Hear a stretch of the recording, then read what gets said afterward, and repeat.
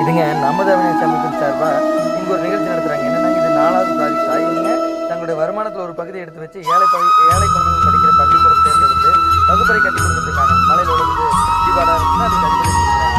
எவ்வளோ ஒரு சிறப்பான நிகழ்ச்சி பாருங்க. இந்த அமைப்பு வந்து அவினாசி. இதில் இருக்கிறவங்க எல்லாருமே ஒர்க் பார்த்துட்டு அது வர காசு எடுத்து இப்படி ஒரு சமூக சேவை செய்கிறாங்க. எவ்வளோ சிறப்புன்னு பாருங்க. அது அரசு பள்ளிகளாக தேர்ந்தெடுத்து இது வந்து அதனுடைய நிகழ்ச்சியில் ஒரு பகுதியாக ஒரு ஊரில் அங்கே இருக்கிற ஸ்கூலை தேர்ந்தெடுத்து பாருங்கள். அந்த ஸ்கூலுக்கு பக்கத்துலேயே கும்பாபிஷேகம் நடக்குது. அங்கே ஒரு கோயில், இங்கே ஒரு கோயில். இது கல்வி கோயில், அது ஒரு மாரியம்மன் கோயில்.